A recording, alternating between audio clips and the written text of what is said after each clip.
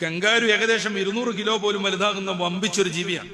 പക്ഷെ അതിന്റെ കുഞ്ഞ് പ്രസവിക്കപ്പെടുമ്പോ കേവലം 3 ഗ്രാം മാത്രമായിരിക്കും, ഒരു സ്പൂണ് കൊള്ളാൻ മാത്രമായിരിക്കും. ഒരു കുഞ്ഞു കൈ ഉണ്ടാകും, ഡോട്ടിട്ടതുപോലത്തെ ഒരു കണ്ണുണ്ടാകും. പ്രസവിക്കുന്നതിന്റെ മുന്നോടിയായിട്ട് കങ്കാരു തള്ള അതിന്റെ അടിഭാഗത്തുള്ള രോമങ്ങൾ ഇങ്ങനെ നനച്ചിട്ട് ഒരു പാസേജ് ഉണ്ടാക്കി വെക്കും.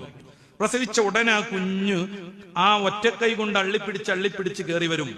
കങ്കാരുവിന്റെ വയറിലുള്ള ആ ഒരു ബാഗിലേക്ക് ഇറങ്ങും. പിന്നീടുള്ള വളർച്ച അവിടെയാണ്.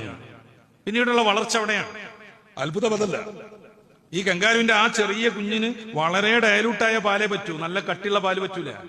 അതിന്റെ വായയിലേക്ക് സിറിഞ്ച് പോലത്തെ ഒരു സാധനം അല്ലാഹു സുബ്ഹാനഹു വ തആല വെച്ചു കൊടുക്കുന്നു. അതിലൂടെ വളരെ ഡൈലൂട്ടായിട്ടുള്ള നേർപ്പിച്ച പാല് ആ കുട്ടിക്ക് കിട്ടിക്കൊണ്ടിരിക്കുന്നു. അതേ സമയത്ത് തൊട്ടപ്പുറത്ത് കുറച്ച് മുന്നേ വന്ന കുട്ടി വളരുന്നുണ്ട്, അവന് നല്ല കട്ടിയുള്ള പാല് വേണം.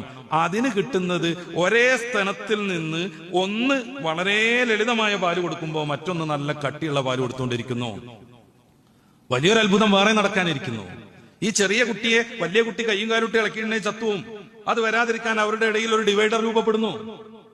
പരിണാമവാദികളൊന്ന് വിശദീകരിച്ചു തരണം ഇതെങ്ങനെ സംഭവിക്കുന്നു എന്ന്. പരിണാമവാദികളൊന്ന് വിശദീകരിക്കണം. ശരിക്കും പറഞ്ഞാൽ പരിണാമവാദം അനുസരിച്ച്, നാച്ചുറൽ സെലക്ഷൻ അനുസരിച്ച് ഈ കങ്കാരുവിന് വയറിൽ ബാഗ് ഉണ്ടാകാൻ പാടില്ല. പണ്ട് കോടിക്കണക്കിന് വർഷം മുന്നേ